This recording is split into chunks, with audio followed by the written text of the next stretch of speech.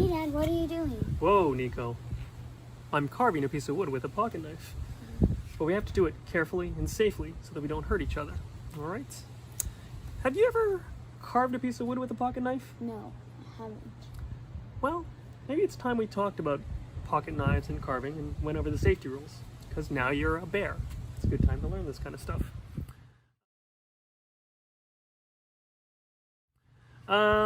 I guess the first thing we should do is go over the kinds of pocket knives. This is a standard pocket knife. It has a handle which holds the blade, and it's got a single blade in it. So it opens and closes. There is something called a pen knife, which typically will have one blade that opens this way and then a second blade which opens the other way. So you'll have two blades in one. And then there's even something called a multi-tool. There's different kinds of multi-tools. This is a mini multi-tool. It's got a pair of scissors, it's got a blade right here. A pocket knife? This is a multi-tool. It's got some screwdriver heads and things like that. This is a mini multi-tool. This is a regular size multi-tool. Looks way bigger. This is called a Leatherman. This has pliers, and it's also got a few of those other tools, and then it's got a blade too. A bigger one. Yeah. So, always want to be careful using the tools and make sure you understand what they're good for. Yeah.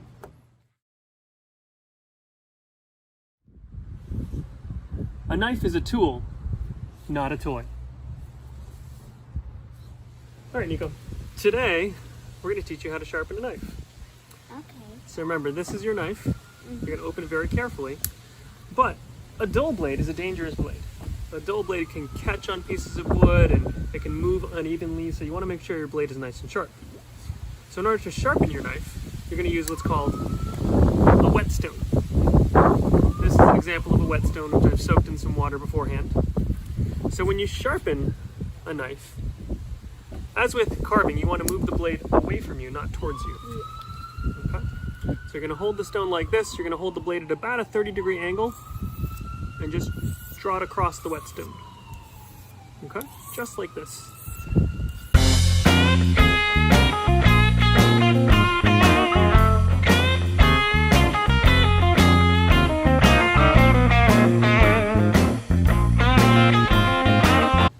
Now this stone has two different sides to it.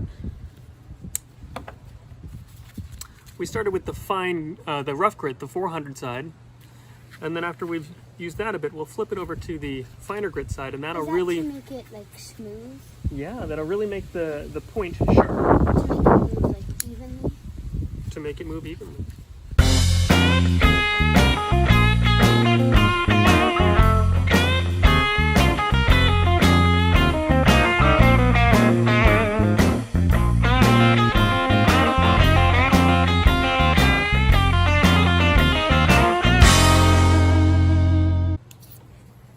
And then at the end of all that, you should have a pretty sharp blade.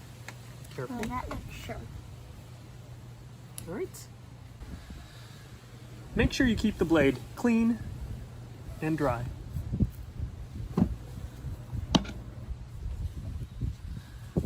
Never carry an open pocket knife. It's important to know how to properly close a pocket knife. If the knife is open, you want to make sure your fingers are not getting trapped in between the blade and the handle. And you want to make sure that you're using your palm to close it. So for this style of knife, you have to push the button first to let it release. And then once it's a little bit released, use your palm to close it. Okay? Oh. Do you want to try that? Yeah. You got to push this button a little bit to let it come up a little bit. And now put this one in your left hand. Make sure your fingers are clear and use your right palm to close it. Great. When you're carving, you want to make sure you always pull the blade away from you. Never pull the blade towards you, because you could really pull the blade straight into your hand if it slips and you could cut yourself. Now pause for a second, Nico. See this chip right there? If you try and take too much wood at one time, your blade is more likely to get caught, and you're more likely to slip and hurt yourself. So you want to try and take off little bits of wood at a time, not a lot at a time. Yeah, little shavings are perfect. Before you pick up your knife to use it, stretch your arm out and turn in a circle. If you can't touch anyone or anything else, it's safe to use your knife.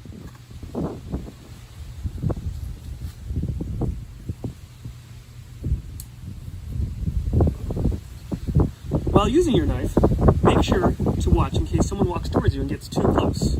If that happens, put your knife away until it's safe to continue. Nico, can you pass me that knife? Yeah. Hold on, we never want to pass the knife blade first, because that's how we could hurt ourselves. You want to hold the blade and pass the handle first. And then I want to acknowledge that I have a grasp on it by saying thanks or thank you. You're welcome. Never use a knife on something that could dull or break it, like a rock. Nico. Sorry.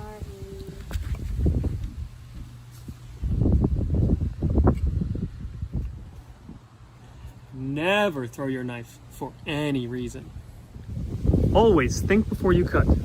Do not use your knife to strip bark from a tree or to carve your initials into something that doesn't belong to you. In your bear handbook, you'll find the pocket knife pledge, which we'll read right now. I Understand the reason for safety rules. I will treat my pocket knife with the respect due a useful tool. I will always close my pocket knife and put it away when I'm not using it. I will not use my pocket knife when it might injure someone near me. I promise never to throw my pocket knife for any reason. I will use my pocket knife in a safe manner at all times.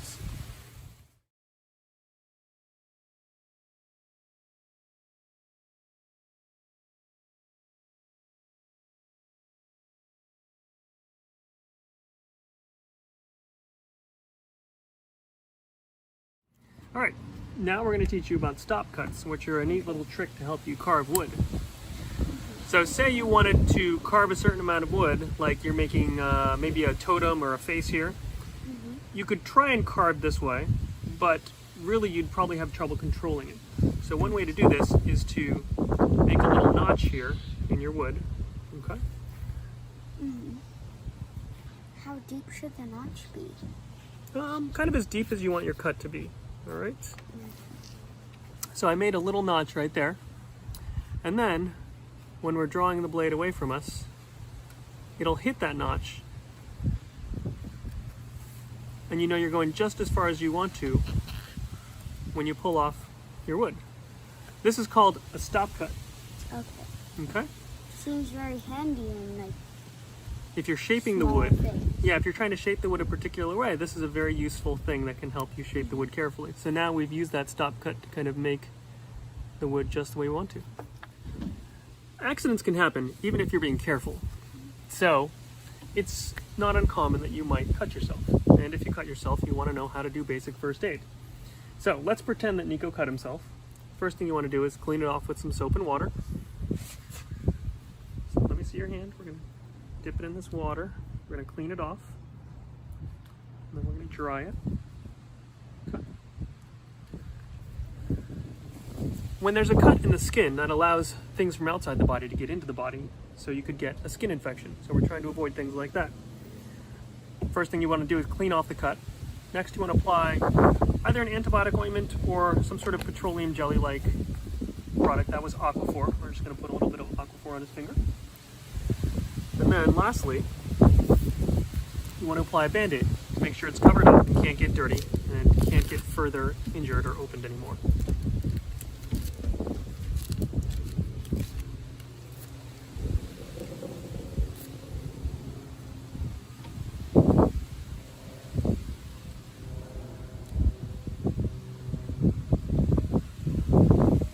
Just like new.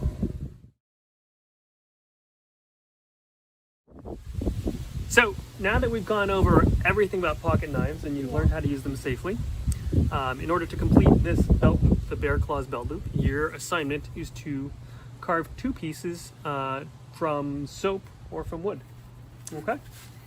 So here's a knife Here's a piece of wood. Get cracking. Thanks.